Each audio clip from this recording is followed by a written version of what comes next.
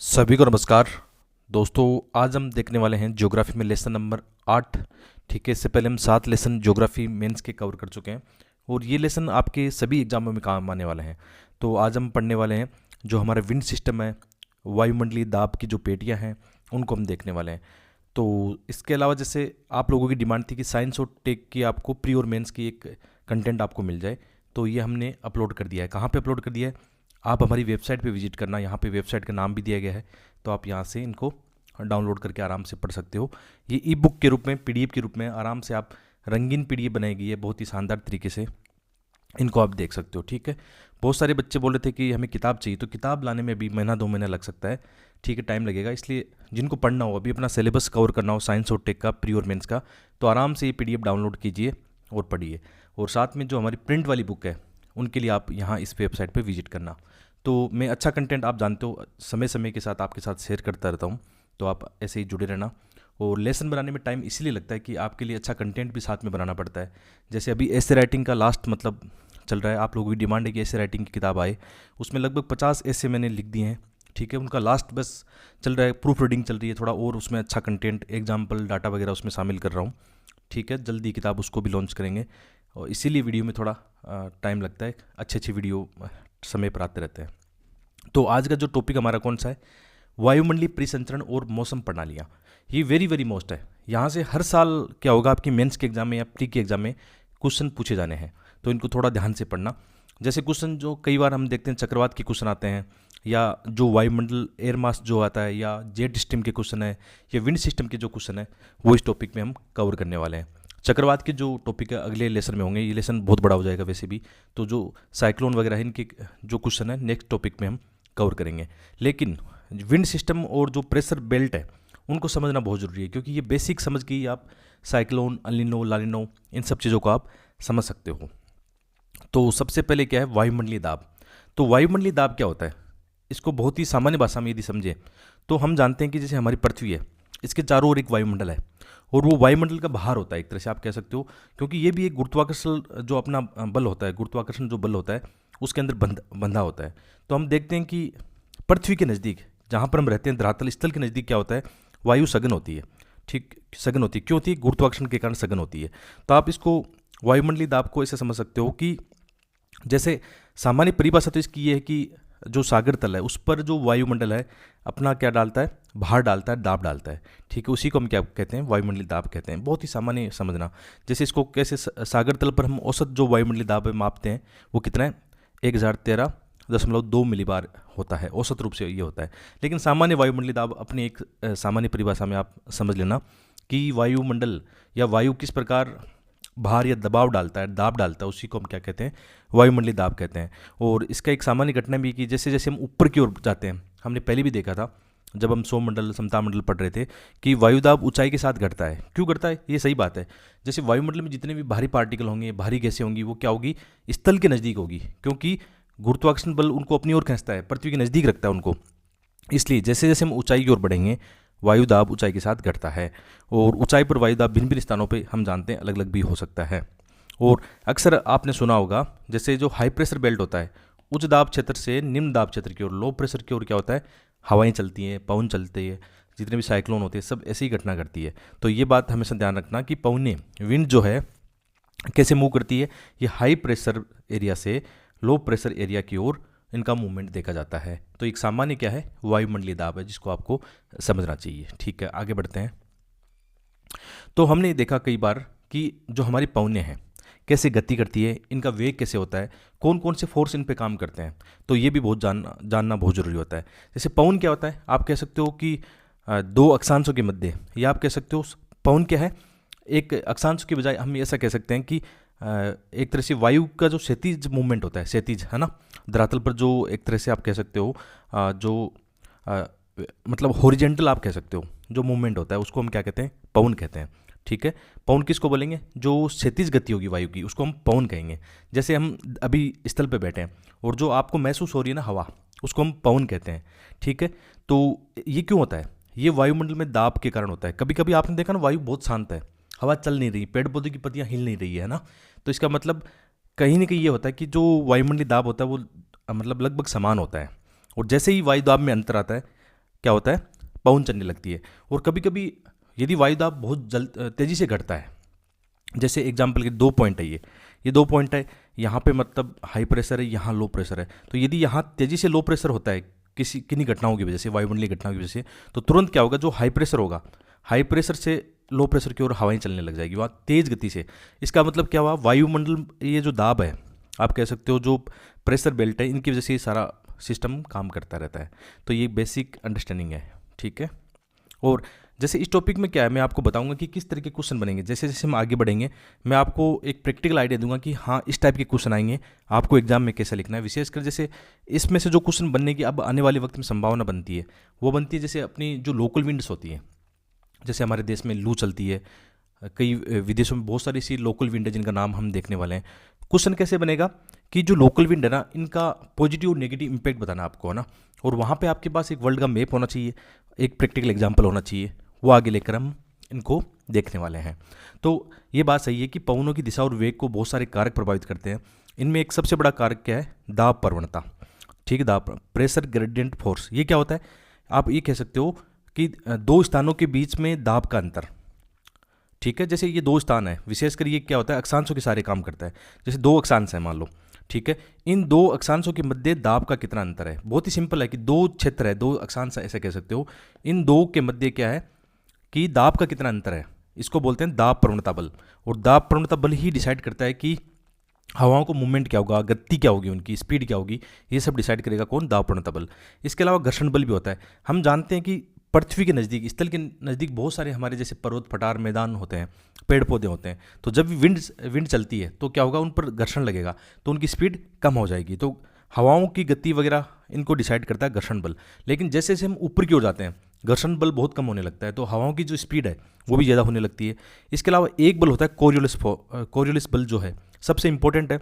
Coriolis बल क्या होता है, बहुत ही सिंपल है कि जैसे हमारी पृथ्वी है ना, पृथ्वी घूर्णन करती है, और जो हमारा विंड सिस्टम है या अब वायुमंडलीय जो जितनी भी चीज़ें हैं, जैसे हमारी ये पृथ्वी है घूर्णन करती है, तो जो हमारा वायुमंडल है, विंड सिस्टम है, वो भी इनके साथ बंधा हुआ है।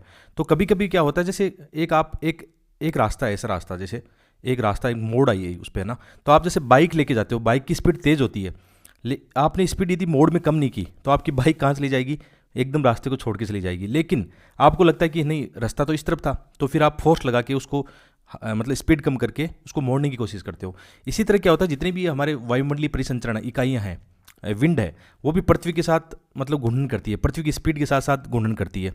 लेकिन जब पृथ्वी तो गोल है, तो इसके कारण क्या होता है, कभी कभी जैसे हमारी ये पृथ्वी होती है, विंड सिस्टम जैसे यहाँ जाने की कोशिश करेगा, लेकिन गुरुत्वाकर्षण बल की वजह से क्या होता है, फिर मूवमेंट इनका वापस वही होने लगता है, गोलाकार होने लगता है।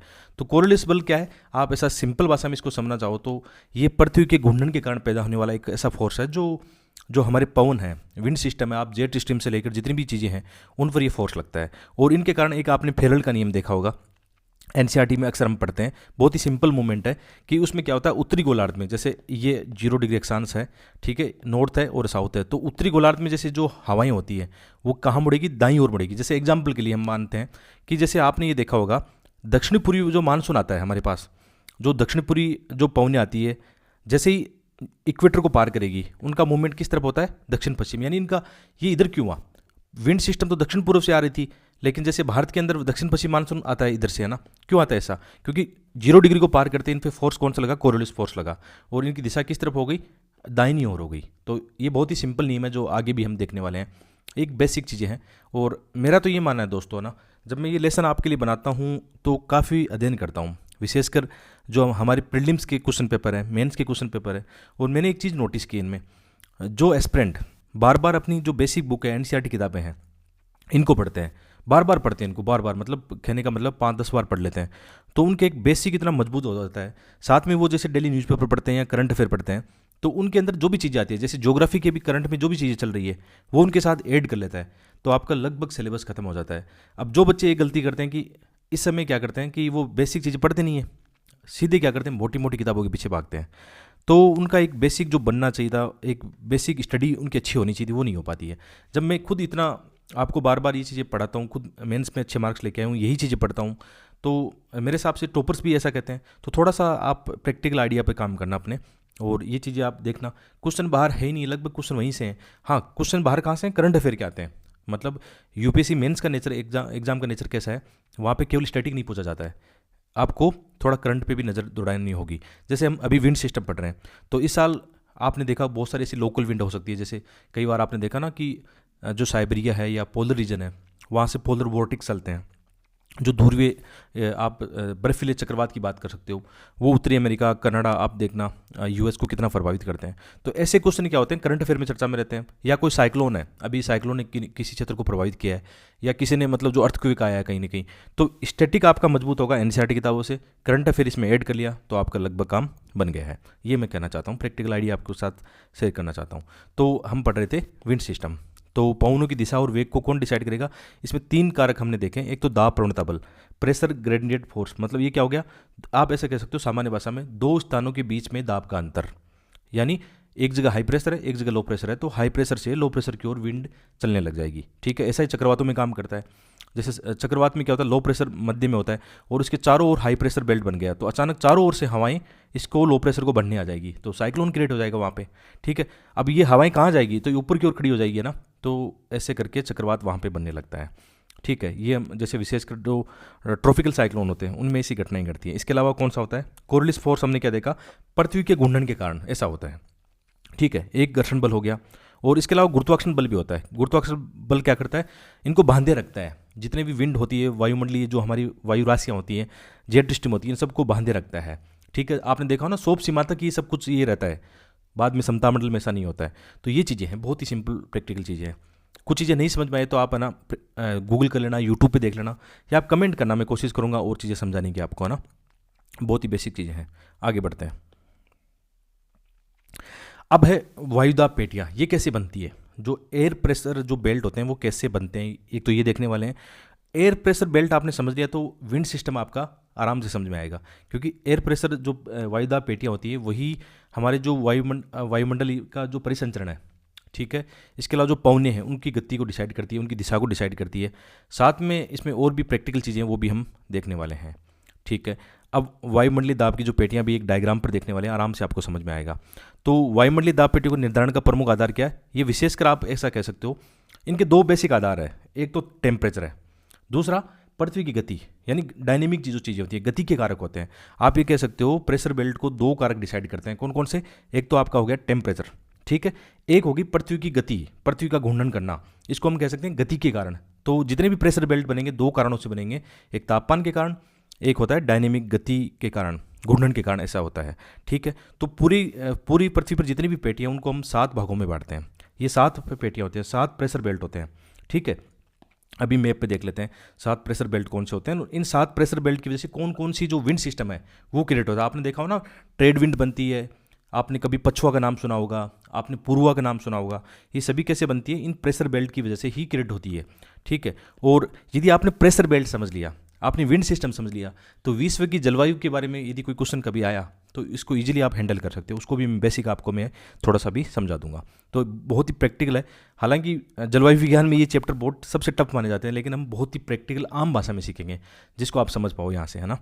तो 7 प्रेशर बेल्ट है, कौन कौन से हैं, जैसे एक पहला कौन सा हो गया, ये भूमध्य रेखा वाला जो हो गया लो प्रेशर बेल्ट हो गया। एक तो जिसमें आपने कभी डोलड्रम का नाम सुना होगा, शांत पेटी का नाम सुना होगा। एक हो गया आपका उपोषण हाई प्रेशर बेल्ट हो गया। ठीक है, बाद में क्या है, उपध्रुवीय निम्न दाब पेटी, और एक हो गया ध्रुवीय उच्च दाब पेटी। अब आप बोलोगे कि आपने तो अभी 7 बताई, यहाँ पे 4 ही लिखी हुई है, तो ये 2 हो गए ना। फिर जैसे इक्वेटर वाली एक होगी, बाद में उपोषण दोनों गोलार्ध में, उपध्रुवीय निम्न दाब पेटी भी दोनों गोलार्ध में, जैसे इस मैप पे देखना। ये समझना एक बार, बहुत ही मैं आपको एक बेसिक अंडरस्टैंडिंग यहाँ पे सिखाने वाला हूँ। जैसे एग्जाम्पल के लिए हम समझते हैं कि जो विषुवतीय निम्न दाब पेटी है, यहाँ पे जो इक्वेटर वाली लो प्रेशर वाली पेटी है कैसे बनती है। आपने एक बात नोटिस किया होगा, एवरेज लेके चलते हैं कि सूर्य का सर्वाधिक तापमान कहाँ पे आता है, इक्वेटर पे आता है। सर्वाधिक तापमान एवरेज कहते हैं, वैसे ये ऊपर नीचे होता रहता है, लेकिन ये एवरेज के हिसाब से बनता है। डायग्राम जो बनता है एवरेज के हिसाब से बनता है। तो ये पेटी कैसे बनी, आपने कभी सोचा ये लो प्रेशर जोन कैसे बना। किताबों में हम पढ़ लेते हैं, टीचर आपको समझा देते हैं, लेकिन प्रैक्टिकल समझो कि ये लो प्रेशर बेल्ट बना कैसे। सिंपल बात समझते हैं कि हमने ये देखा कि यहाँ पे सूर्य का सर्वाधिक तापमान रहता है। जब तापमान सर्वाधिक होगा तो यहाँ का जो वायु होगा, जलवाष्प होगी, जो पानी होगा, क्या करेगा, गर्म होकर ऊपर उठेगा। तो ये देखो इस डायग्राम में भी दिखाया हुआ है, गर्म होकर क्या हो रहा है, ऊपर उठ रहा है। देखो आराम से, गर्म होकर ऊपर उठ रहा है। ठीक है, गर्म होकर ऊपर उठ रहा है। तो जब यहाँ जो हवा थी पवन था, जलवाष्प था, गर्म होके ऊपर की ओर उठ गया, गैस वाष्प में बदल गया, ठीक है, ऐसे ऊपर उठ गया, तो इसका मतलब जगह खाली हुई ना, तो लो प्रेशर, यानी वहाँ से उस जगह से स्थान खाली हुआ है, तो क्या बना, लो प्रेशर, और उठकर कहाँ पे गया, ऊपर की ओर हुआ। और यहाँ से ये मुड़ा क्यों, क्योंकि हमने क्या देखा, सोप सीमा, ऊपर देखा ना वायुमंडल में सोप सीमा होती है, 18 किलोमीटर की एवरेज ऊंचाई पर हमने देखा, 13 किलोमीटर या 18 किलोमीटर एवरेज ऊंचाई पर देखा। सोप सीमा के कारण फिर क्या होता है, ये वायु ऊपर नहीं जा पाता है, ठीक है, सोप सीमा के कारण, क्योंकि ये एक तरह से प्रेशर कुकर का ढक्कन होता है हमारा, क्या होता है, सोप सीमा। और इसके बाद में ये भी होता है कि बाद में जो पवनें होती हैं ऊपर की तरफ, आप इस डायग्राम में देखना, ये कहाँ मुड़ रही, ध्रुव की तरफ मुड़ रही है, यहाँ से पवनें ऊपर उठी, ध्रुव की तरफ मुड़ी, ध्रुव की तरफ मुड़ी, ठीक है, ठीक है। ऐसा क्यों होता है, क्योंकि ऊपर जाते जाते घर्षण बल कम हो गया, तो इन पर क्या लगेगा, कोरियोलिस बल, जो बल है, घूर्णन का जो बल है, बहुत ज़्यादा लगेगा, ऊपर गुरुत्वाकर्षण बल भी कम है, घर्षण भी कम है, तो हवाएं तुरंत क्या करेगी, 18 किलोमीटर की ऊंचाई पर मुड़ने लग जाएगी, दोनों तरफ मुड़ रही है, ठीक है। बाद में क्या होता है, लगभग 30 किलोमीटर के आसपास जाते जाते, सॉरी 30 डिग्री के आसपास जाते जाते, इस बेल्ट को समझना, मैं इसको दोबारा भी समझाऊंगा, एक बार यहाँ समझा रहा हूँ, फिर दोबारा समझाता हूँ, ठीक है, इस बात को समझने की कोशिश करना जो समझा रहे हैं। तो सबसे पहले क्या हुआ, हवा गर्म होकर ऊपर उठती है, ठीक है, बाद में ध्रुव की तरफ मुड़ती है, क्यों मुड़ती है, क्योंकि यहाँ पे घर्षण बल भी कम है और गुरुत्वाकर्षण बल भी कम है, और एक तरह से कोरियोलिस बल फोर्स लगेगा, तो ये सोप सीमा के पास जाके ध्रुव की ओर मुड़ जाएगी, और 30 डिग्री के आसपास ये नीचे की ओर बैठेगी। नीचे की ओर क्यों बैठेगी, रीजन क्या है, क्योंकि ऊंचाई पर जाते जाते तापमान कम होने लगता है, हवाएं क्या होगी, शुष्क और भारी हो जाएगी। जब हवाएं शुष्क और भारी होगी तो कहाँ नीचे बैठेगी, जहाँ नीचे बैठेगी, जहाँ नीचे बैठ रही है वहाँ क्या बन रहा है, हाई प्रेशर, वहाँ पहले से कोई ना कोई प्रेशर होगा, हवाएं होगी, लेकिन भारी होकर और ज़्यादा ऊपर से नीचे और बैठ रही है हवाएं, तो क्या बना, उच्च दाब क्षेत्र बना।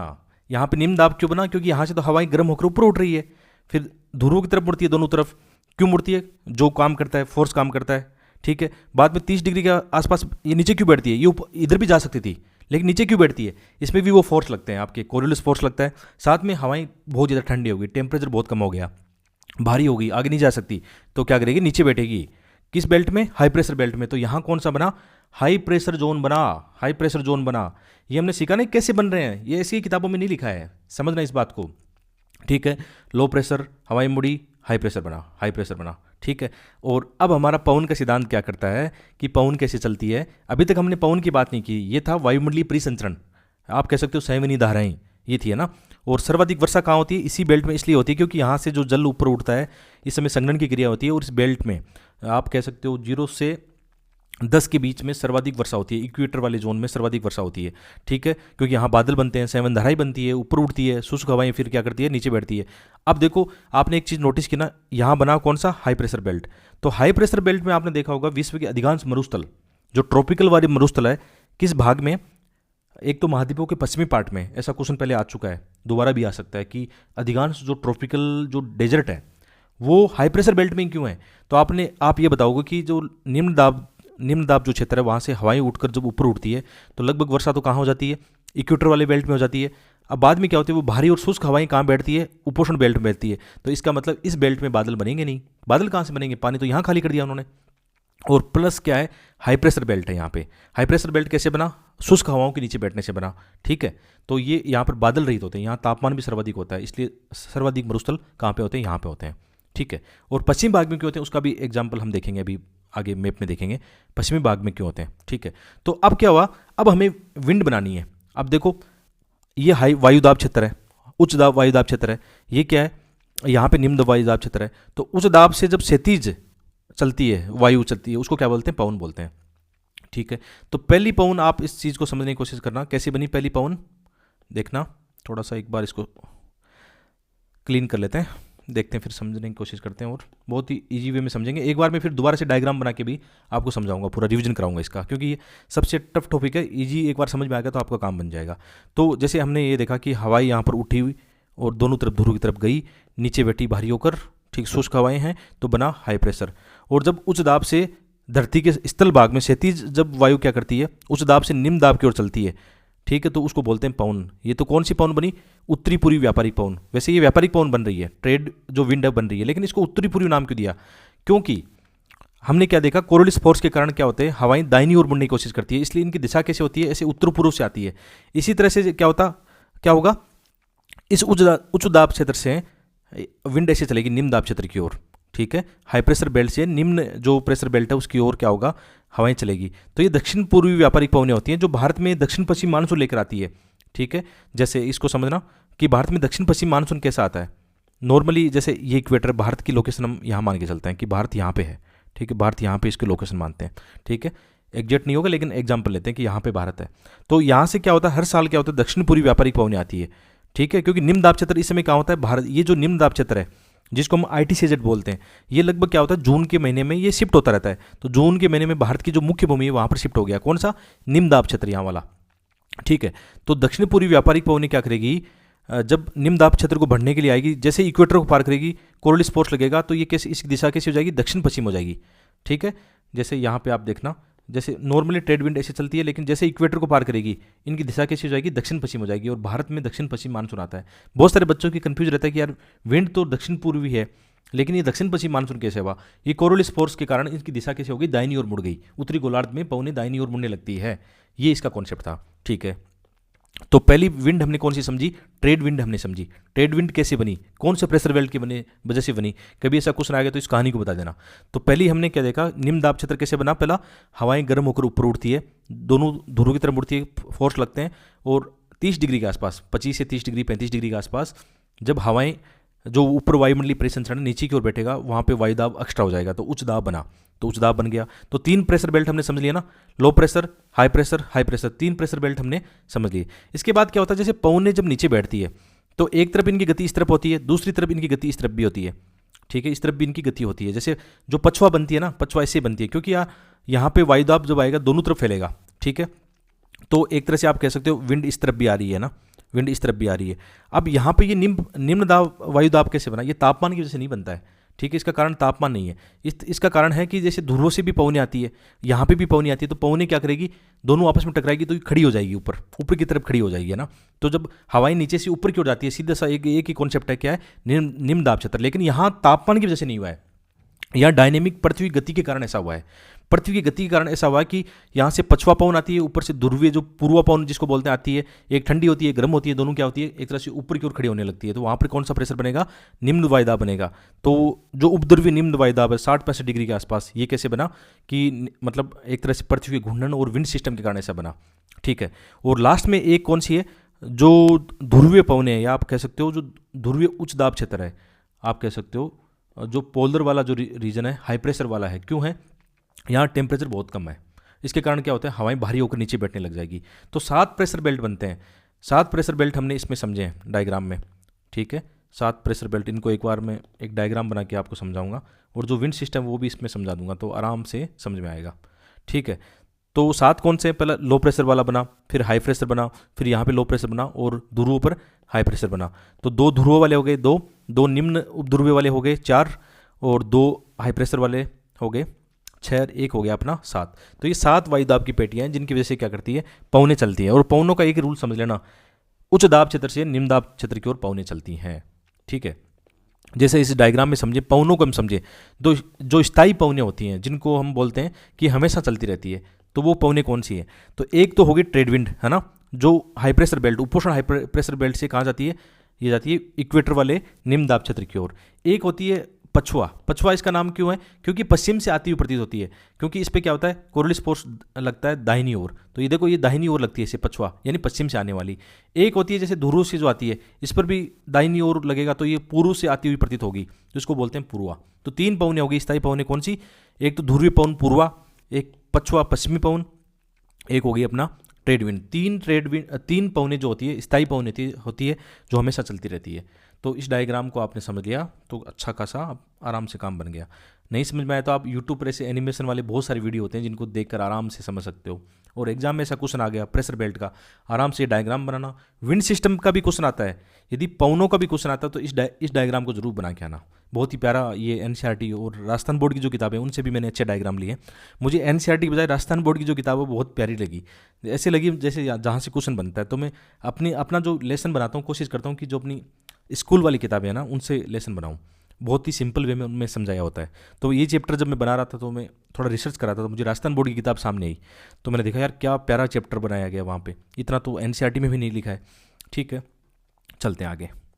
तो ये एनसीईआरटी वाला चैप्टर जो आपके एनसीईआरटी में आप चैप्टर देखोगे ना, 10वां चैप्टर लगभग, उसमें देखना यही सिस्टम है वहाँ पे ना, जो मैंने आपको समझाया है कैसे पौने काम करती है, कैसे बनता है, सब सारा सिस्टम इसमें दिया गया है। जो अभी हम बात कर रहे थे पूरा वायुमंडलीय परिसंचरण का, आपको ये देखने को मिलेगा। अच्छा, यहाँ पे सेल्स बनते हैं, इसमें थोड़ा सा एक्स्ट्रा और दिखा दिया, सेल्स बनते हैं। इसको मैं एक बार रिविजन करा देता हूँ आपको। जो ऊपर वाला डायग्राम देखा था वही सेम है, इसको मैं एक बार रिविजन करा देता हूँ आपको, थोड़ा सा समझना, फोकस करना यहाँ पे, ठीक है।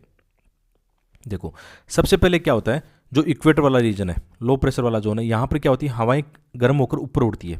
हवाएं देखो गर्म होकर ऊपर उड़ती है, और ऊपर हम जानते हैं सोप सीमा है। तो हवाएं क्या करेगी, इसको पार तो करेगी नहीं, और क्या करेगी, इस तरफ मुड़ेगी, कहाँ, ध्रुव की ओर मुड़ेगी, आप कह सकते हो। और उसके मुड़ने का रीजन क्या है, आपने जान लिया, मुड़ने का रीजन है बहुत सारे ऐसे फोर्स हैं जो इसको दोनों तरफ ध्रुव की ओर मोड़ देते हैं। लेकिन 30 डिग्री के आसपास आते आते भारी हो जाती है, भारी होकर, क्योंकि तापमान ऊपर क्या है, बहुत ही कम है, तो भारी हवाएं नीचे बैठेगी, तो वहाँ बनेगा हाई प्रेशर बेल्ट बनेगा। यहाँ लो प्रेशर बेल्ट बना था इक्वेटर पर, यहाँ हाई प्रेशर बना था। और बाद में क्या होता है, हाई प्रेशर से लो प्रेशर की ओर जो विंड क्षैतिज गति करेगी ना, हॉरिजेंटल जो गति करेगी, जिसको हम महसूस करते हैं, ठीक है। तो हाई प्रेशर से लो प्रेशर की ओर जो गति करती है वो क्या होती है, विंड्स होती है। तो पहली जो बनी ट्रेड विंड बनी। तो ये जो सेल बना ना, सेल, ये सेल बना दोनों तरफ, ये कौन सा सेल है, हेडली सेल इसको बोलते हैं, हेडली सेल, कभी आपने सुना हो तो, ठीक है, हेडली सेल हो गया। इसी तरह से दूसरा सेल बनेगा, जैसे यहाँ से हवाएं इस तरफ भी जा रही है, इस तरफ आ रही है, तो यहाँ पे एक सेल बनेगा, ठीक है। ये सेल बनेगा, फेरल सेल बनेगा यहाँ पे। ये सेल कौन सा है, फेरल सेल है।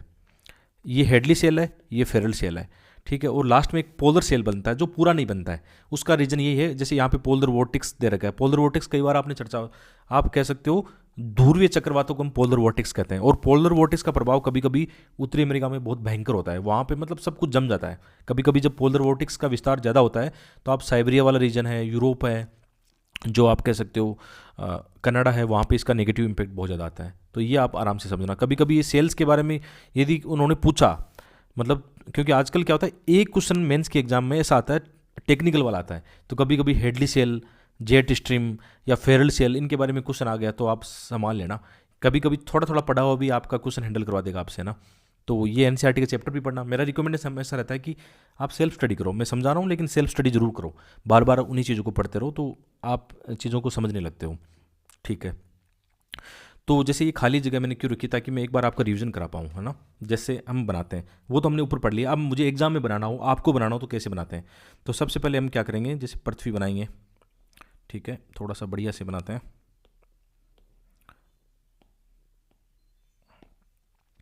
तो जैसे सबसे पहले एग्जाम में इसको बनाना हो, कौन कौन से वाले को, विंड सिस्टम और प्रेशर बेल्ट का क्वेश्चन आ गया, तो उसमें ये डायग्राम कंपलसरी है, बनाना ही बनाना है, ठीक है। बहुत ही आसानी से आप सीख जाओगे बनाना। ये बनाया आपने, तो सबसे पहले हमने बनाया 0 डिग्री, ठीक है, इक्वेटर बनाया।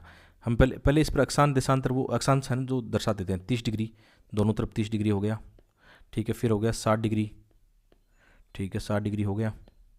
और फिर हो गया 90 डिग्री उत्तरी अक्षांश, और 90 डिग्री आप कह सकते हो साउथ वाला हो गया, गोलार्ध वाला हो गया, ठीक है। तो सबसे पहले हमने क्या देखा कि इक्वेटर पर क्या होता है, हवाएं गर्म होती है, क्योंकि सूर्य का तापमान सर्वाधिक होता है।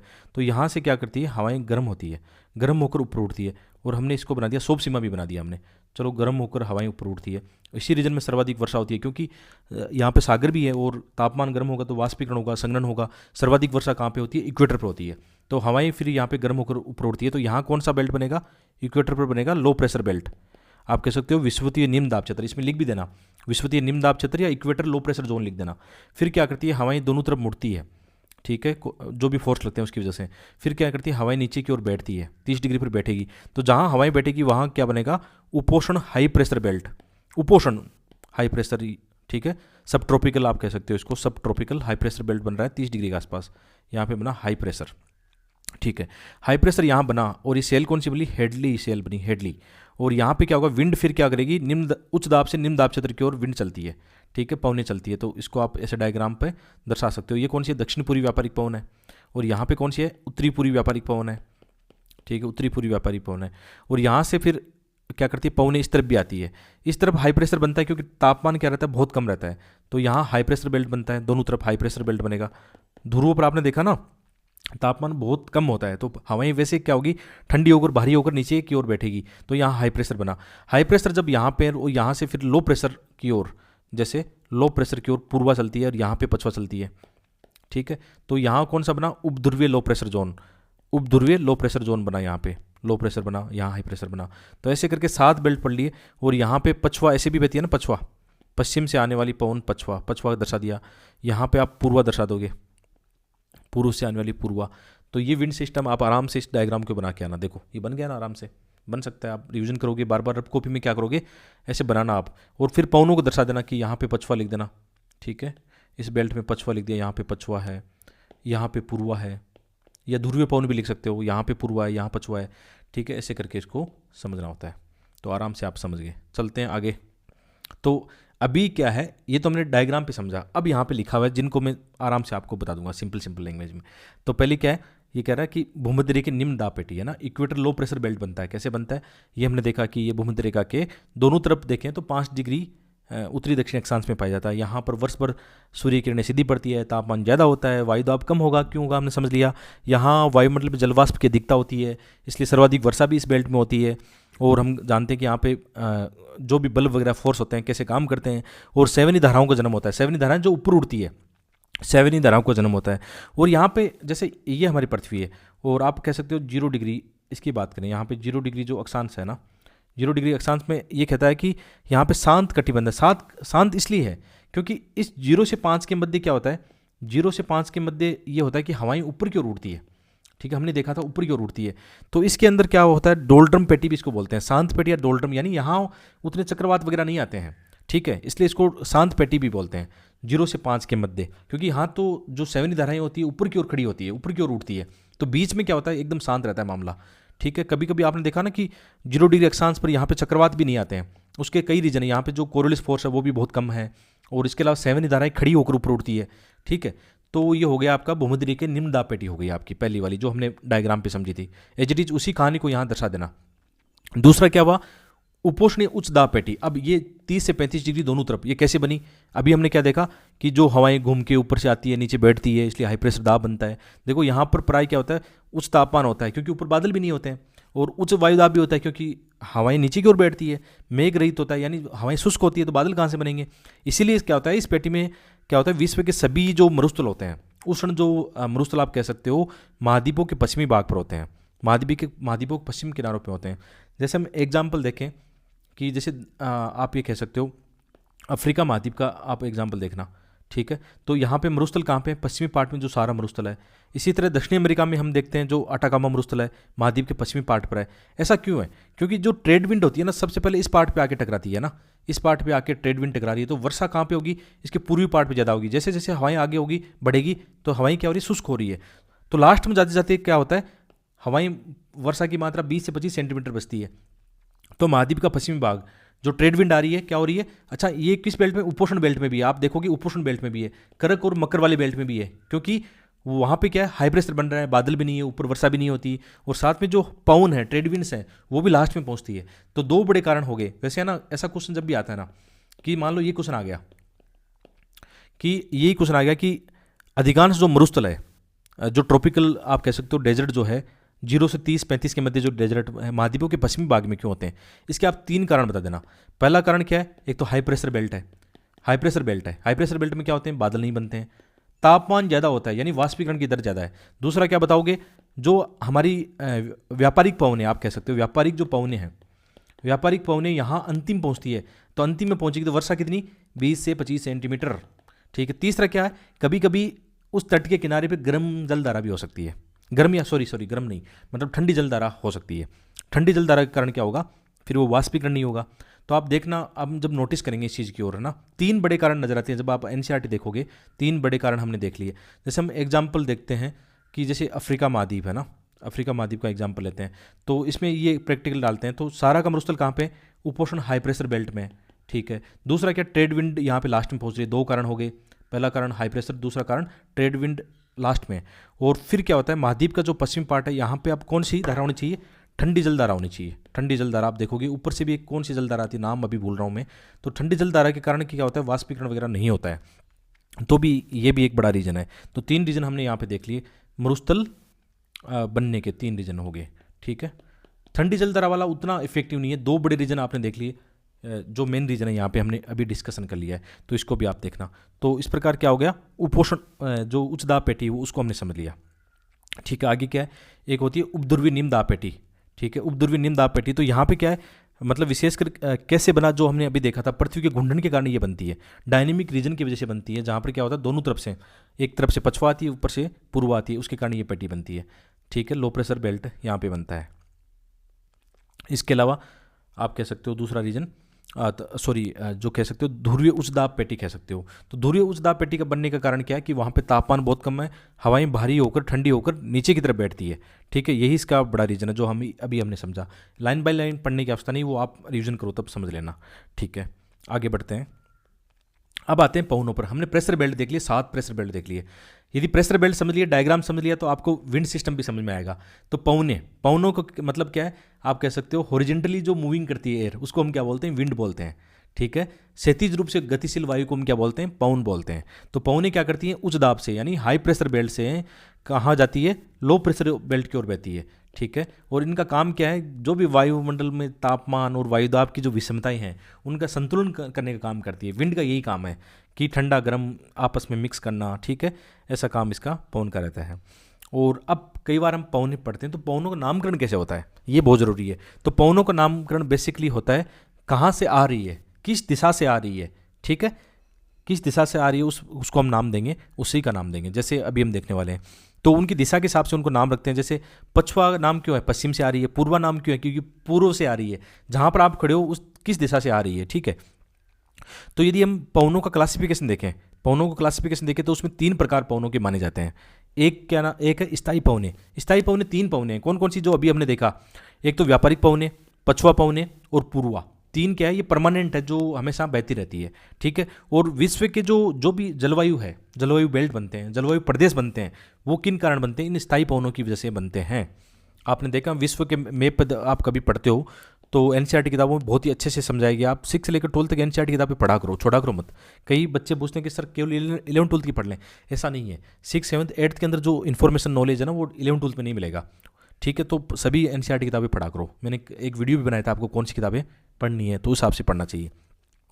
इसके अलावा कुछ पवने क्या होते हैं, समय के हिसाब से चलती है, मौसम के हिसाब से, उनको बोलते हैं पीरियोडिकल, और इसके अलावा सामयिक पवने भी बोलते हैं। और कुछ होती है लोकल विंड, जो कि स्थानीय जो मौसम तापमान होता है ना, उसके हिसाब से बहती है। तो क्वेश्चन मुझे ऐसा लगता है आने वाले वक्त में आपकी मेंस के एग्जाम में क्वेश्चन आएगा लोकल विंड का। लोकल विंड का पॉजिटिव नेगेटिव इंपैक्ट आएगा, और वो आपको मैं बता के जाऊंगा आज इस वीडियो में। यदि आप यहाँ तक पहुँचो, इस वीडियो को देख रहे हो, तो आपका ये क्वेश्चन बहुत ही बेहतरीन तरीके से कवर होने वाला है। ठीक है, तो सबसे पहले हम देखते हैं स्थायी पवने, देखते हैं जो परमानेंट जो विंड्स है वो कौन कौन सी है। तो जो पवने वर्ष पर एक निश्चित दिशा में चलती है, ठीक है, एक निश्चित क्रम में चलती है, वो पवने क्या है, स्थायी पवने। इनको भूमंडलीय पवने भी बोलते हैं। कई बार क्या होता है एग्जाम में स्थायी पवने नाम न लिख के ये नाम आ जाएगा कि भूमंडलीय पवने कौन सी हैं। ठीक है, ग्रहीय पवने कौन सी हैं जो रेगुलर चलती है। तो 3 पवने हैं, व्यापारिक पवन, पछवा पवन और ध्रुवीय पवन। यदि मैप और डायग्राम में देखें तो 3 पवने, स्थायी पवने कौन सी है, इसमें आराम से दिखाई गई है। आप देखोगे 3 स्थायी पवने, एक तो व्यापारिक पवने हो गई। ठीक है, व्यापारिक पवनों की दिशा ऐसे हो गई, आप दिशा देखोगे ना कि पछवा हो गई यहाँ से, ये पछवा हो गई, और ध्रुवीय या पूर्वा हो गई यहाँ से, दोनों तरफ बेल्ट में चलती है। तो स्थायी रूप से इसमें साफ साफ दिखाया हुआ है, इस मैप में भी दिखाया हुआ है। इस मैप में भी देखोगे, देखो पवनों की गति साफ साफ दिखाई। 3 स्थायी पवने कौन सी है, एक तो पछवा हो गई, एक पूर्वी हो गई, और 2 हो गई कौन सी, ये हो गई व्यापारिक पवने हो गई। ठीक है, पछवा साउथ में भी बहती है। ठीक है, 3 हो गई, मतलब 3 स्थायी पवने हो गई जो इस मैप में डायग्राम में आसानी से दिख रही है। ठीक है, आगे बढ़ते हैं। तो पहली पवन इसमें व्यापारिक पवन है। व्यापारिक पवनों में हमने क्या देखा कि कैसे, बहुत ही सिंपल समझते हैं। जैसे आपको व्यापारिक पवन डायग्राम में बतानी हो तो आराम से डायग्राम बनाओ। इक्वेटर वाला 0 डिग्री वाला आपने दिखाया लो प्रेशर। ठीक है, 30 डिग्री वाला दिखाया आपने हाई प्रेशर, 30 डिग्री वाला आपने दिखाया हाई प्रेशर। अब आपको व्यापारिक पवनें चलानी हो तो ये कर देना, ऐसे इस मैप में डायग्राम में दिखा देना कि ये व्यापारिक पवन है। डायग्राम छोटा सा बना देना, टेंशन ही नहीं है, ये व्यापारिक पवनें हुई। अब ये जो यहाँ पे लिखा है बहुत सिंपल, ये लिखा हुआ है कि क्या होता है, उपोष्ण हाई प्रेशर से इक्वेटर लो प्रेशर की ओर बहने वाली पवन को हम बोल देंगे व्यापारिक पवनें। अब इनका नाम व्यापारिक क्यों है, क्योंकि ये पहले क्या होता था, इनके सारे व्यापार होता था। पवनें 6 महीने इधर जा रही है, 6 महीने उधर जा रही है, तो जो जलधाराएं हैं वो भी इनकी सिस्टम के हिसाब से चलती है कई बार। तो ये ट्रेड में इनका बहुत ज़्यादा बड़ा रोल था, इसलिए इनको ट्रेड मतलब ऐसा कहते थे पहले ज़माने में। लेकिन आपको सिंपल बताना हो तो ये तरीका है। देखो आपको मैं यहाँ पढ़ाऊंगा, जो लिखा हो उनको हम देखें, स्टडी करेंगे तो वही चीज़ आएगी जो आपको समझाना चाह रहा हूँ कि दोनों गोलार्धों में उपोष्ण उच्च दाब पेटियों से विषुवतीय निम्नदाब पेटी की ओर चलने वाली हवाओं को व्यापारिक पवनें कहते हैं। ये पवनें सीधे न चलकर फेरेल के नियम यानी कोरियोलिस फोर्स के अनुसार क्या करती है, उत्तरी गोलार्ध में इनकी जो दिशा होगी दाहिनी तरफ होगी मुड़ने की, है ना, और दक्षिणी गोलार्ध में इनकी होगी बाईं ओर। इसीलिए तो बोलते हैं ना कि जैसे यहाँ से जो ट्रेड विंड चल रहा है, जैसे इक्वेटर को पार करेगा इस तरफ क्या हो जाएगा, दक्षिण पश्चिम हो जाएगा, क्योंकि कोरियोलिस फोर्स लग रहा है इनका। तो इनका नाम क्या है, उत्तरी पूर्वी व्यापारिक पवन और दक्षिणी पूर्वी व्यापारिक पवन है। और आप ये मान के चलो, हमारा जो मानसून है, हमारा जो दक्षिण पश्चिम मानसून है, या भारत की भूमि पर आप कह सकते हो जो भी मानसून आता है उसमें रोल किसका है, इन ट्रेड विंड का है। ठीक है, ये ट्रेड विंड ही लेकर आती है प्रशांत महासागर, हिंद महासागर की जो आप कह सकते हो जलवाष्प है, बादल, उनको लेकर आती है हमारी भूमि पर। तो हमारे लिए तो बहुत बड़ी भूमिका है इन व्यापारिक पवनों की। ठीक है, जो हमने समझा वो सब चीज़ यहाँ पे लिखा हुआ है। सर्वाधिक जो वर्षा वगैरह होती है, हमारी सवनी धाराएं, वर्षाएं, सब इन्हीं की वजह से होती है। दूसरी है पछुआ पवनें। पछुआ पवनें कहाँ पर है, इसको मैप पे दर्शाना हो, ये तो 0 डिग्री वाला हमने देख लिया, यहाँ पे 30 डिग्री है और यहाँ पे 60 डिग्री है। ठीक है, यहाँ पे 30 डिग्री है, 60 डिग्री है, बार बार बनाओ तो आराम से आप समझ जाओगे। तो पछुआ कहाँ से निकलती है, यहाँ से 30 डिग्री से 60 डिग्री की ओर, यह है पछुआ। ठीक है, पश्चिम की ओर दिख रहा है ना, पश्चिम, इधर वेस्ट है और इधर ईस्ट है, तो पश्चिम की ओर, क्योंकि कोरियोलिस पर फोर्स लग रहा है इसके लिए इसकी गति पश्चिम में हो जाएगी, है ना। इसी तरह से यहाँ 30 डिग्री से 60 डिग्री की ओर, और यहाँ तो ये बहुत भयंकर होती है, क्योंकि उत्तरी गोलार्ध में तो क्या होते हैं, महाद्वीप है, घर्षण ज़्यादा होता है, इनकी स्पीड ज़्यादा नहीं होती है। लेकिन दक्षिणी गोलार्ध में तो महाद्वीप नहीं है, केवल सागर है, तो सागर पर क्या करती है, ये तूफान मचाती है एकदम, इसको अलग अलग नाम से भी जाना जाता है। ठीक है, तो ये पछुआ हो गई। ऐसे आराम से जब भी इनका आता है ना विंड का, तो आराम से डायग्राम बनाओ, समझाओ, फिर लिखने की ज़्यादा नीड नहीं होती, आप शॉर्ट में लिख सकते हो फिर, है ना, बहुत ही आसानी से, जैसे अभी मैं आपको जल्दी जल्दी समझा रहा हूँ। तो ये पछुआ पवनें हो गई, कहाँ से जाती है, उपोषण हाई प्रेशर बेल्ट यानी 30 डिग्री वाला से कहाँ, उपध्रुवीय जो 60 डिग्री है उस पर निम्न दाब की ओर ये बहती है।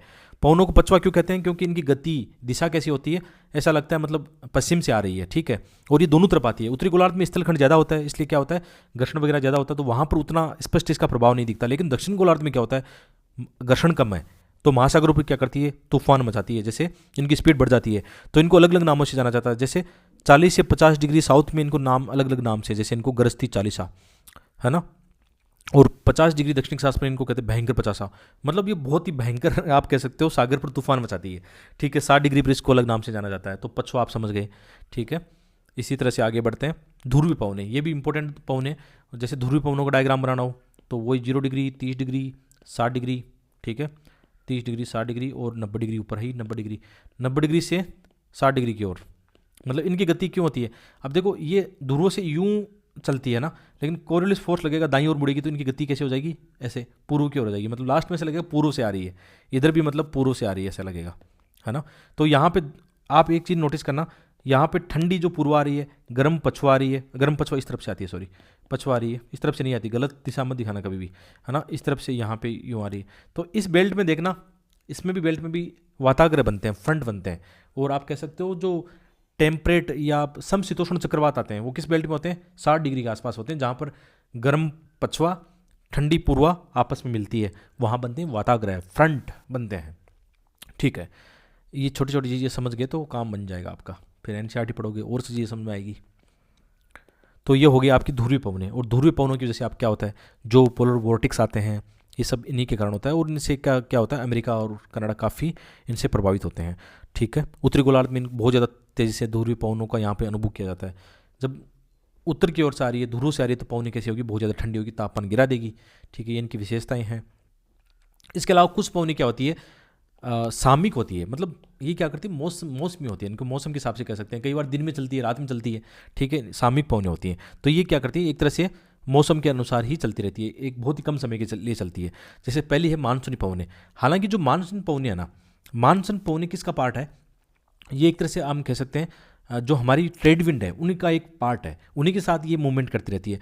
लेकिन मानसून पवनों को इसलिए भी थोड़ा सामयिक पवन बोलते हैं कि जैसे 6 महीने हमारे कौन सा मानसून रहता है, जून से लेकर विशेषकर सितंबर तक दक्षिण पश्चिम मानसून रहता है, बाद में उत्तरी पूर्वी मानसून सक्रिय हो जाता है। तो मानसून पवनों का मतलब क्या हुआ, पवनों का ऋत्विक परिवर्तन, 6 महीने इधर 6 महीने उधर। ठीक है, कुछ होती है स्थल समीर और सागर समीर, यानी दिन के समय कौन सी पवनें चलती है सागर और स्थल के बीच में, उनको बोलते हैं।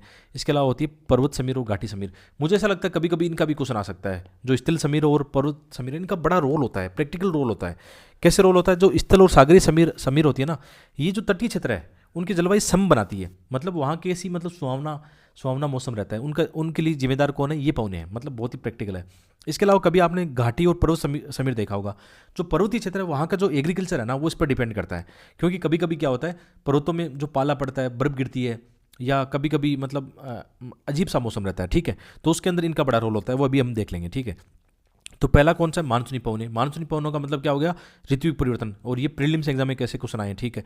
तो जैसे इसमें दिखाया हुआ है, कि दक्षिण पश्चिम मानसून के समय पवनों की गति किस तरफ है। आप देखोगे दक्षिण पश्चिम मानसून के समय हम जानते भी हैं पवने हमारे मुख्य धरती पर आती है इधर, है ना, क्योंकि इस समय ITCZ होता है, लो प्रेशर जोन होता है भारतीय मैदानों की तरफ, ठीक है, मैदानों की तरफ होता है, तो इस समय होता है। और जब उत्तर पूर्वी मानसून होता है तो पवने किस तरफ से आती है? अभी हम अक्टूबर में जा चुके हैं ना, तो ITCZ पहले क्या था, जैसे ITCZ जून के महीने में यहाँ होता है, लो प्रेशर जोन ITCZ जिसको बोलते हैं वो यहाँ होता है। तो हाई प्रेशर वाली जो पवने होती है इसको बेल्ट को बढ़ने आती है, तो हमारा दक्षिण पश्चिम मानसून सक्रिय रहता है। लेकिन धीरे धीरे ये बेल्ट कहाँ चला जाता है? अभी जैसे लगभग यहाँ चल रहा होगा, एग्जैक्ट तो नहीं लेकिन यहाँ चल रहा होगा, तो इस समय उत्तर से जो हवाएं होती है ना वो आने लगती है। तो बाद में आपने देखा ना दक्षिण पश्चिम मानसून खत्म कैसे हो गया, क्योंकि ये लो प्रेशर जोन भारतीय भूमि से नीचे चला जाएगा, ऊपरी पवने ज़्यादा आने लग जाएगी इस पर, है ना। तो अभी जैसे शीत ऋतु में जो उत्तरी पूर्वी पवने चलती हैं, आपने देखा ना शरद मानसून जो आता है, शीत ऋतु वाला मानसून आता है, ठीक है, तो ये विंड चलती रहती है इसके हिसाब से। इसके अलावा क्या है, स्थल समीर और सागर समीर, यानी लैंड और सी ब्रिज जो होती है वो उनको भी कह सकते हैं। ये क्या करती है?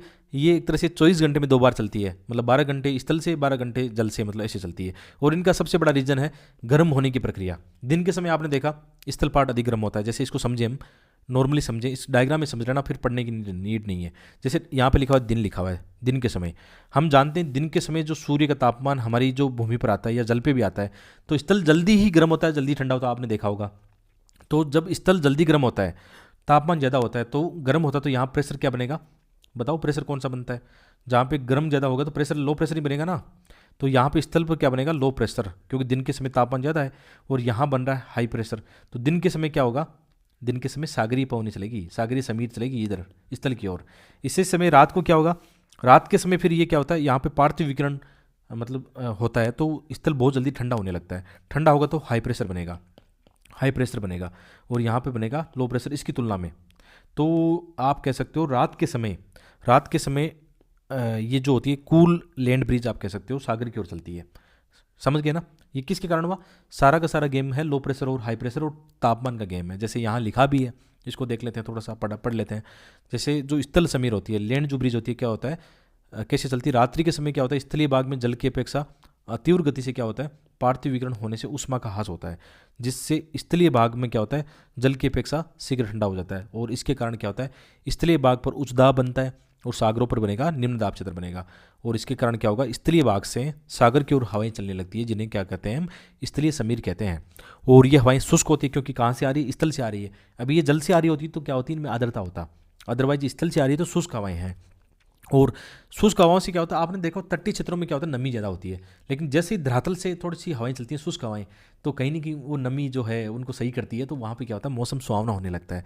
और विशेषकर कहाँ होता है, ऐसे तटीय क्षेत्रों में। आप देखना कोलकाता, मुंबई, चेन्नई, यहाँ पे जलवायु कैसी हो जाती है, सम हो जाती है, ना ज़्यादा ठंडा ना ज़्यादा गर्म, ये सब चलता रहता है। तो इनका बड़ा रोल है सागरीय तटों पर, आप कह सकते हो पर्यटन को बढ़ाने में इनका बड़ा रोल है, ठीक है। इसी स्वास्थ्यकारी जो हवा चलती है, मौसम सुहावना रहता है, मन करता है मतलब वहाँ जाने का, घूमने का। तो ये किसका रोल है? लैंड ब्रिज का रोल है। इसी तरह से जो आप सी ब्रिज होती है वो कब चलती है? दिन के समय चलती है, ठीक है। दिन के समय क्या होता है, सूर्य किरणें स्थलीय भाग को जल की अपेक्षा अधिक गर्म करती है, हम जानते हैं। जिससे जो तटवर्ती स्थलीय भाग होते हैं वहाँ पर क्या होगा, निम्न दाब होगा। जहाँ पे तापमान अधिक होगा तो प्रेशर क्या होगा, निम्न होगा, ठीक है। और समुद्री भागों से क्या होता है, दिन के समय उच्च दाब क्षेत्र वहाँ बनता है, तो वहाँ से क्या होता है, सागर से स्थल की ओर हवाएं चलती रहती है। तो बहुत ही सिंपल है, ये समझने के लिए काफ़ी है ना। और यहाँ पे इनका रोल हो सकता है, कभी कभी ऐसा क्वेश्चन आया तो आप इनको जरूर बताना कि इनका पर्यटन में वहाँ के स्थानीय लोगों की क्या क्या प्रैक्टिकल भूमिका है, वो क्वेश्चन जरूर आएगा, ऐसा बताना। इसी तरह क्या होता है, पर्वत समीर और घाटी समीर होती है, ये भी क्या होता है, ये दिन रात के हिसाब से चलती रहती है। इनमें भी किसका रोल है, तापमान का रोल है। जैसे हम इसको देखें, पर्वत को देखें, पर्वत समीर को देखें, तो इसको आराम से समझ सकते हैं कि जो माउंटेन एंड वैली जो ब्रिज होती है, तो दिन के समय क्या होता है, सूर्य की किरणें पर्वतों के जो ढाल है ऊपर, आप जानते हो जहाँ पत्थर वत्थर होते हैं, ठीक है, पर्वतों पर ढाल है ना, घाटी के तल की अपेक्षा अधिक गर्म होते हैं। जब अधिक गर्म होगा तो लो प्रेशर बनेगा वहाँ पे। यहाँ पे क्या होता है, निम्न दाब बनता है, कहाँ पे, पर्वत के ऊपर जो ढाल है, ठीक है, वहाँ पे। और घाटी में क्या बनता है, उच्च दाब बनता है। तो उच्च दाब से निम्न दाब की ओर, यानी दिन के समय क्या होगा, घाटी समीर चलेगी, यानी घाटी से पर्वतों की ओर ऊपर की ओर एक पवन चलेगी, उसको बोलते हैं हम घाटी समीर। ठीक है, तो घाटी से पर्वतीय ढाल की ओर बनने लगती है, इसे घाटी समीर कहते हैं। रात के समय मामला उलट जाता है, रात्रि के समय क्या होगा, जो पर्वतीय ढाल होगी वहाँ पर विकिरण हास हो जाएगा, जल्दी से मतलब हास हो जाएगा। ठीक है, तो वहाँ पर क्या बनेगा, इस ताप हास के कारण क्या होता है, जो पर्वतीय ढाल होते हैं वहाँ उच्च दाब होता है, और घाटी में क्या होता है, निम्न दाब बनता है। तो उच्च दाब से मतलब रात के समय ये होता है कि उच्च दाब से निम्न दाब की ओर पवनें चलती रहती हैं। ठीक है, ऐसे चलती रहती है, ऊपर से नीचे की ओर आएगी, तो उनको हम बोलेंगे पर्वत समीर। और इनका रोल किस में होता है, जैसे नॉर्मली रोल ये होता है कि पर्वतीय क्षेत्रों में आपने ये देखा ना, वहाँ पे मतलब पर्वतीय ढलानों के सारे या घाटी के सारे वहाँ पे बहुत सारी ऐसी फसलें होती है, आपने चाय के बागान भी देखे होंगे या और भी बहुत सारी बागानी फसलें होती है, कृषि के अंदर एक बड़ा रोल होता है। तो वहाँ पे जैसे पाला जमता है तो उसको कहीं ना कहीं कम करते हैं, ऐसी ऐसी दशाएं बनती है, तो इसका एग्रीकल्चर में एक रोल बनता है। ये कभी हम एग्रीकल्चर वाले टॉपिक में उनमें देखेंगे, इनका एक रोल होता है। ठीक है, ये आप डायग्राम देख सकते हो कि रात के समय दिन के समय कैसे ये वैली और माउंटेन ब्रिज चलती है, इसको समझ लेना आप। इसके अलावा ये बड़ी इंपॉर्टेंट है, जो लोकल विंड्स है ना, बहुत इंपॉर्टेंट है। लोकल विंड का कभी भी क्वेश्चन आया तो क्वेश्चन कैसा आ सकता है कि जो स्थानीय पवन है ना, स्थानीय पवनों का जो स्थानीय वायु आप कह सकते हो, स्थानीय जो मौसम है, ठीक है, स्थानीय मौसम पर क्या इसके पॉजिटिव नेगेटिव इंपैक्ट है, या कैसे भी पॉजिटिव नेगेटिव पूछेगा तो आपके पास बहुत सारे एग्जांपल होने चाहिए लोकल विंड्स के। मैं अभी आपको बताता हूँ कि क्वेश्चन आया तो आप उसमें एग्जांपल कैसे बताओगे। जैसे लोकल विंड क्या हो गया, ये स्थानीय मौसम के हिसाब से चलती है, कभी जहाँ पे गर्म और ठंडे के हिसाब से कई प्रकार की इनको, जैसे आप मैप में देखोगे, ये आपके पास बहुत सारे एग्जाम्पल इस मैप में देखना। अच्छा, ये मैप आपके प्री में भी वेरी वेरी मोस्ट है, वेरी मोस्ट कहाँ पे, प्रीलिम्स एग्जाम में। बहुत सारे एग्जामों में तो ये आ जाता है कौन सी पवन जो लोकल विंड है उसका नाम क्या है, कहाँ बहती है। बहुत सारे आप आराम से वीडियो को पॉज करके इनको देखना, प्रैक्टिस करना। इनमें से कुछ एग्जाम्पल लेते हैं ठंडी और गर्म का, और जो स्थानीय मौसम को कैसे प्रभावित करती है उसका एग्जाम्पल देख के आपको बताना है, मैप में जरूर बताना। ऐसा क्वेश्चन आएगा तो वर्ल्ड का ये मैप बनाना और इसमें दिखाना। जैसे चिनूक का एग्जाम्पल है, यहाँ पर हरमटन का एग्जाम्पल है, सिराको है, मिस्ट्रल है, बोरा है, इनका बहुत बड़ा रोल होता है।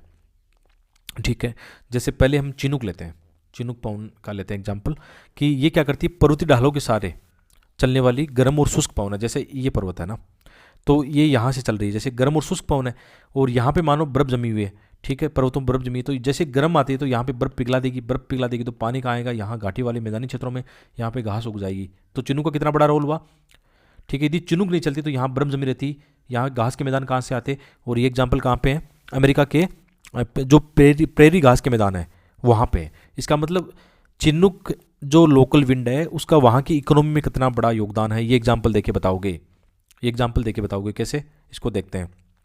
जैसे चिनूक पवन को यहाँ दिखाया, यहाँ पे वहाँ पे रोकी पर्वत वगैरह आपने देखा होगा, तो चिनूक थोड़ी सी क्या है इधर से चलती है तो गर्म पवन है, तो जैसे ये दक्षिण ढाल की ओर जाती है वहाँ की जो बर्फ होगी उसको पिघला देगी, और इस बेल्ट में प्रेरी घास के मैदान है, तो घास के मैदानों को डेवलप किसने किया, यहाँ का जो पिघला हुआ जल है उसने किया। घास के मैदान डेवलप हो रहे हैं तो पशुपालन इन पर डेवलप होगा, पशुपालन डेवलपमेंट होगा तो वहाँ का जो मिल्क इंडस्ट्री है या पशुओं पर जो भी और इंडस्ट्री बनती है, चमड़ा उद्योग भी बनता है, डेयरी उद्योग भी बनते हैं, कितना बड़ा इसका रोल है चिनूक पवन का। तो ये आपने एक पॉजिटिव एग्जांपल देकर बताया कि चिनूक का कितना बड़ा रोल है। नेगेटिव का एग्जांपल भी देंगे हम, बहुत सारी ऐसी नेगेटिव है, जैसे लू का एग्जांपल दें। भारत में जो लू बहती है, लू से क्या होता है, कितनी हीट वेव जनरेट होती है, कितने लोग मारे जाते हैं, है ना, कितना पानी का संकट आ सकता है, उस समय वाष्पीकरण बहुत ज़्यादा होता है, पशु बीमार हो जाते हैं, उस समय दूध का संकट आ जाता है। तो एक पॉजिटिव एग्जांपल, एक नेगेटिव एग्जांपल। जब भी लोकल विंड का क्वेश्चन आए तो ऐसे ही मेंस में लिख के आना है, एक वर्ल्ड का मैप बनाना है, उसमें जो भी एग्जांपल दो, चिनूक का एग्जांपल दिया तो चिनूक दर्शा दो, लू का एग्जांपल दिया लू दर्शा दो, लू दर्शा दो। इसके अलावा जैसे यहाँ पे जो नोरेस्टर है, ऊपर से जो ब्लिजर्ड जो आती है ऊपर से, इसका नेगेटिव में आएगा क्योंकि ऊपर से एक बर्फीले तूफान लेकर आती है, ये बहुत भयंकर सिचुएशन पैदा करती है। इसी तरह से सिराको जो है ना, सिराको जब यूरोपियन क्षेत्रों की ओर जाती है ना, हालत खराब कर देती है यहाँ पे। ठीक है, यहाँ पे ब्लड रेन करती है, ब्लड रेन मतलब यहाँ की जो मिट्टी वो लाल है, जो हवा में जो मिट्टी के कण रहते हैं लाल, उस पर आप जानते हो संघनन होने से वर्षा जो होती है बाद में, तो एक तरह से क्या कहती है, लाल मिट्टी की बारिश होती है कहाँ पे, स्पेन इटली के आसपास में। ऐसा एग्जाम्पल देके आपको बताना है। ये मान के चलो ये क्वेश्चन आपकी मेंस के एग्जाम में आने वाला है, आज नहीं तो कल आएगा, आपके पीसीएस में आएगा, यूपीएससी में आएगा। ठीक है, ऐसे ही प्रैक्टिकल लिख के आना है वहाँ पे, और 2-4 एग्जाम्पल याद रही तो आप आराम से कर लोगे। तो पहला एग्जाम्पल हमने क्या देखा, चिनूक का एग्जाम्पल देखा, पॉजिटिव एग्जाम्पल देखा, जो उत्तरी अमेरिका में क्या करती है, वहाँ के जो प्रेरी घास के मैदान है वहाँ पे इनका बड़ा रोल है। ठीक है, मुख्य रूप से ये पवनें कहाँ चलती, कब चलती है, शीत ऋतु में चलती है, और इस ऋतु में उत्तरी अमेरिका के जो व्रत मैदान है वहाँ पर बर्फ बिछ जाती है। किंतु जब ये गर्म व शुष्क पवन चलती है, चिनूक चलती है, तो रोकी पर्वतों को पार कर पूर्व के प्रेरी घास के मैदानों में उतरती है, और उस बर्फ की जो परत उसको पिघला देती है, इसलिए इन पवनों को हिमबख्शनी की भी कहते हैं। प्रैक्टिकल आपने समझ लिया, चिनूक कहाँ पे, उत्तरी अमेरिका महाद्वीप में, प्रेरी घास के मैदान है, प्रैक्टिकल सब समझा दिया आपने, एकदम मैप बना के समझाना है। इसी तरह चिन्नू का जो काम है वो फ़ोन का काम है। ये कहाँ पे, जो आल्प्स पर्वत है, स्विट्जरलैंड आपने यूरोप में देखा होगा, वहाँ पे उनके दक्षिण ढालों पे यही काम करती है। ठीक है, इसका भी पॉजिटिव एग्जांपल है। देखो यहाँ पे देखिए, पशुओं के लिए चारागाह तैयार हो जाते हैं, कृषि आरंभ हो जाती है। इसका सर्वाधिक प्रभाव स्विट्जरलैंड में मिलता है। ठीक है, और यहाँ वहीं दोनों एग्जाम्पल सेम है। चिन्नू और फ़ोन का एग्जाम्पल दे दिया। अब फ़ोन कहाँ पे, एकदम डायग्राम में देख लो फ़ोन कहाँ पे। ठीक है, इसको दर्शा दूँ, ये रहा फ़ोन यहाँ पे। ठीक है, चिन्नुक से समझ लिया, फ़ोन समझ लिया, और मैप में दर्शाना है, दोनों के एग्जाम्पल लिखने हैं, दोनों के एक साथ एग्जाम्पल लिख देना। चिन्नुक उत्तरी अमेरिका में, फ़ोन यूरोप में, दोनों का सेम काम है। बर्फ पिघलानी है, मैदान विकसित होने, पशुओं के लिए चारागाह आएगा, इंडस्ट्री बनेगी। ठीक है, ऐसे इकोनॉमी से जोड़ देना है पूरा। तो प्रैक्टिकल कितना बड़ा रोल हो गया स्थानीय पवनों का। ये पवनें नहीं होती तो उल्टा होता, मुश्किल हो जाता ना काम। ठीक है, इसी तरह सिराको का एग्जाम्पल हम देखेंगे। ठीक है, तो ये क्या करती है, ये गर्म और शुष्कता रेत भरी हवा होती है जो कि सहारा के रेगिस्तान से उत्तर दिशा में भूमध्य सागर की ओर चलकर इटली, स्पेन आदि को प्रभावित करती है। और सिराको के साथ लाल रेत की मात्रा अधिक होती है, आंधी तूफान होते हैं, उनके साथ संघनन होता है, बर्फ क्या मतलब वर्षा होती है। ठीक है, बर्फ तो नहीं होगी यहाँ पे ठीक है, संघनन के कारण। हमने पहले देखा था ना, एक मौसम वाला हम पढ़ रहे थे कि जो धूल के कण, धुएं के कण है ना, मिट्टी के कण है, ये क्या करते हैं, जल सीकर का काम करते हैं। इन्हीं पे क्या होती है, संघनन होकर जल की बूंद बनती है, तो इनका रोल होता है। ठीक है, जैसे आप इस क्षेत्र में खड़े हो, वहाँ वर्षा हो रही, तो आप वाइट शर्ट आपने पहन रखा है, तो आपका शर्ट लाल हो जाएगा। आप सोच रहे हो ये मतलब ब्लड की बारिश कैसे हो रही है, वो ब्लड की वर्षा नहीं है, वो है वहाँ की मिट्टी का जो कण है लाल रंग का है, वहाँ की चट्टानों का कलर पहले रहा होगा लाल। ठीक है, फिर मिट्टी बनी, उससे मिट्टी जब वर्षा होती है तो उसके साथ जाती है। ठीक है, ऐसा ही होता है। तो ये भूमध्य सागर से होकर गुजरती है तो नमी धारण कर लेती है, और दक्षिण इटली में क्या करती है, लाल मिट्टी वर्षा के साथ नीचे उतरती है। इसको बोलते हैं ब्लड रेन के नाम से जाना जाता है। और एटलस पर्वत के उत्तरी ढाल के सारे नीचे उतरते समय इसमें शुष्कता और तापमान बढ़ जाता है। इन हवाओं को अलग अलग स्थानों पर अलग अलग नाम से भी जाना जाता है। देखो यहाँ पे अलग अलग नाम भी है, जैसे अरब के रेगिस्तान में चलने वाली गर्म शुष्क हवा को सिमुम कहा जाता है। इन हवाओं को वनस्पति, कृषि एवं फलों के बागों पर विनाशकारी प्रभाव है, इसका नेगेटिव इंपैक्ट है। तो पॉजिटिव इंपैक्ट हमने किसका देखा, चिनूक का देखा, फोन का देखा, और नेगेटिव इंपैक्ट किसका है, सिराको का है। सिराको का नेगेटिव इंपैक्ट है। तो सिराको कैसे बहती है, मैप में देख लो, जैसे यहाँ पे सिराको है। ठीक है, तो ये क्या करती है, इस डेजर्ट से जाती है, यहाँ पे जाती है। प्रभावित किसको करती है, इन क्षेत्रों को करती है। ठीक है, मैप में दिखा दिया आपने सिराको एग्जाम्पल के लिए। इसका नेगेटिव इंपैक्ट होता है कि वैसे भी मरुस्थल से जा रही है तो गर्म शुष्क हवाएं है ना ये, और यहाँ पे इटली में आप जानते हो इस तरफ अंगूर के बागान और बहुत सारी फसलें हैं, पशुपालन अच्छा है। तो ये जब गर्म और शुष्क हवा चलेगी ना, तो वहाँ कितना नेगेटिव इंपैक्ट डाल सकती है कृषि और पशुपालन को। तो नेगेटिव एग्जाम्पल हो गया। लू वाला एग्जाम्पल आपने दे दिया नेगेटिव। 2-4 पॉजिटिव 2-4 नेगेटिव एग्जाम्पल देके ही क्वेश्चन हैंडल हो सकता है आपसे, ऐसा नहीं होगा। वर्ल्ड का मैप बनाना है। ठीक है, इसके अलावा और एग्जाम्पल देखते हैं, जो हरमटन है। ठीक है, ये पॉजिटिव वाला एग्जाम्पल हरमटन। ठीक है, ये विशेषकर आप इधर देखोगे हरमटन, इसको समझा देता हूँ एक बार में। जैसे विशेषकर ये क्या करती है, इस तरफ से आती है। ठीक है, यहाँ पे इस तटों की ओर आती है। तो यहाँ पे क्या होता है, तटों की ओर वैसे भी नमी वगैरह, थोड़ा सा चिपचिपा सा मौसम रहता है। ठीक है, थोड़ा सा मौसम ऐसा लगता है, अजीब सा फीलिंग आती है ना। तो उस समय जब नमी तटों के किनारों पर ज़्यादा होती है, तो ये जब शुष्क हवा मरुस्थल से गर्म शुष्क हवा आती है, तो इस क्षेत्र में थोड़ा सा फिर क्या करती है, नमी को कम कर देती है। ठीक है, तो फिर मौसम कैसा होता है, सुहावना। तो वहाँ के लोग, जो गिनी के तट वाले लोग बोलते हैं, इसको डॉक्टर हवा बोलते हैं कि यार मज़ा आ गया, ये हवा नहीं आती तो हम तो मर ही जाते, हमारा इलाज नहीं हो पाता। एकदम सिंपल शब्दों में समझो इसको। तो ये हरमटन है। ठीक है, और इसको डॉक्टर हवा वहाँ पे बोलते हैं, बहुत ही सिंपल। ये पॉजिटिव एग्जाम्पल है। तो आप एक लिस्ट बना लो ऐसे, मतलब पॉजिटिव का हो गया और नेगेटिव का हो गया। तो पॉजिटिव में आप क्या दिखाओगे, जैसे चिनूक और फ़ोन दिखाया, यहाँ पे चिनूक दिखाया, फ़ोन का एग्जांपल दिया। ये किसका, इसका रोल है, कृषि में रोल है, बड़ा रोल है कृषि में, कृषि, पशुपालन, इंडस्ट्री, उद्योग, इसमें बड़ा रोल हो गया। और इसका जैसे हरमटन है, हरमटन का रोल हो गया स्वास्थ्य में, इनका स्वास्थ्य में रोल है। इसी तरह नेगेटिव दिखाओगे, लू का दिखाना, लू का बहुत एग्रीकल्चर, स्वास्थ्य, सब में दृष्टिकोण नेगेटिव है। ठीक है, सिराको को दिखाओगे, सिराको का भी नेगेटिव है, ऐसे करके। और वर्ल्ड का मैप तुरंत बना देना, वर्ल्ड के मैप में अलग अलग आपने दिखा दी, जो जो बता रहे हो वर्ल्ड के मैप बना, तुरंत बना के आराम से करके, जैसे मुझे बनाना हो तो आराम से इनको मैं कर देता। ठीक है, सब दिखा देता यहाँ पे। यही तो प्रैक्टिकल चीज़ें सीखनी है, जो मेंस के एग्जाम में लिख के आनी है। तो अपने लेक्चर वैसे नहीं है कि बहुत भारी भरकम चीज़ें हम लेके आते हैं, आपको पढ़ाते हैं, फालतू का दिमाग ख़राब करते हैं। अपन वही बताएंगे जो आपकी एग्ज़ाम प्रैक्टिकल रूप से आप लिख सकते हो, सिंपल वे में। वही चीज़ें हमारी काम करती है, और इन चीज़ों में टाइम लगता है यार। जैसे ये स्लाइड बनाने में आप लोग कहते हो सर ज्योग्राफी डेली लेके आओ, अब हमारे पास टीचर टीम वगैरह वो तो है नहीं, मैं तो इंडिविजुअल आपको पढ़ा रहा हूँ। जैसे जैसे मुझे वक्त मिलता है वैसे वैसे स्लाइड बनाता हूँ। अभी तो ये एक प्रैक्टिकल बात बताता हूँ आपको, इतना बाहर है अभी काम का कि मुझे ये लगता है कि आज ये छूट गया, कभी ज्योग्राफी का लेसन छूट गया, कभी करंट अफेयर का छूट गया, कभी कोई पीडीएफ तैयार करनी वो छूट गई, कभी ऐसे लिखना भूल गया। तो मतलब अभी तो बैंड बजी एकदम जो वर्क है। अब ये भी बात सही है कि टीम बनानी चाहिए, लेकिन अभी एज ए स्टूडेंट मेरे लिए पॉसिबल नहीं है। हाँ, कुछ टीम है जो अलग चीज़ें काम करती है, जैसे आप तक किताबें पहुंचाती है, कुछ छोटे मोटे और कंटेंट में काम करते हैं, प्रूफ रीडिंग करते हैं, टीम तो है। लेकिन अभी ऐसा कंटेंट, मतलब जो कंटेंट मैं दे सकता हूँ आपको, वो थोड़ा मुझे खुद ही बनाना है। मतलब मुझे मज़ा आता है, खुद की पढ़ाई भी होती है, और ऐसा जो प्रैक्टिकल कंटेंट है वो आपको देना चाहता हूँ, ठीक है। कुछ कुछ कंटेंट में दूसरे टीम का सहारा लेता हूँ, जैसे मैथ रीजनिंग में मतलब एक अच्छी टीम बनाई थी हमने। जैसे हमने सीसेट का एक सोल पेपर अभी 1-2 दिन में मार्केट में आ जाएगा, उस सोल पेपर अपना बहुत ही प्यारा है, ठीक है। वैसे हमारी वेबसाइट पर जो प्रिंट बुक के रूप में भी बिक रहा है, लेकिन बुक जो आएगी अभी मार्केट में आने वाली है 2-4 दिनों में, मंगलवार तक मार्केट में हमारी सीसेट वाली बुक भी आ जाएगी। यदि आपने अभी तक हमारी वेबसाइट से नहीं खरीदी है तो मार्केट में देख लेना, बहुत ही प्यारी है। मतलब इतना शानदार सोल पेपर, उसमें 300 पेसेज मैंने सोल्व करवाए हैं, खुद ही किए हैं सोल्व, बैठ के एकदम, उसमें टाइम लगा था, ठीक है। तो आप सोचते हो सी सेट निकालो तो पैसेज का रोल भी है। जिन बच्चों को मैथ रीजनिंग कम आती है उनके लिए पैसेज वरदान है। 2023 की एग्जाम ने दिखाया था, तो मैंने 300 पैसेज खुद सोल्व करवाए हैं उसमें। 300 पैसेज बहुत बड़े होते हैं यार, 10 साल के 30 एवरेज पकड़ के चलो, 300 पैसेज। तो वो बुक मार्केट से ज़रूर परचेज करना, बहुत ही मतलब शानदार बुक है।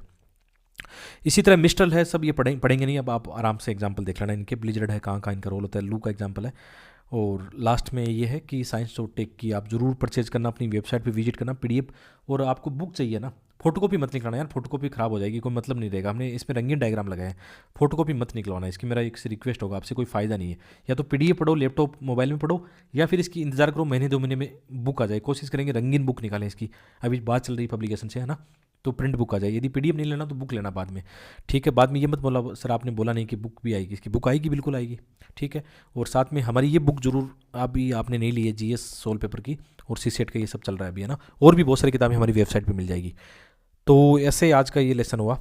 मिलते हैं एक और वीडियो में, आपको समझ में आया होगा। और ये स्लाइड आपको कहाँ मिल जाएगी, अपने टेलीग्राम पे मिल जाएगी, ठीक है।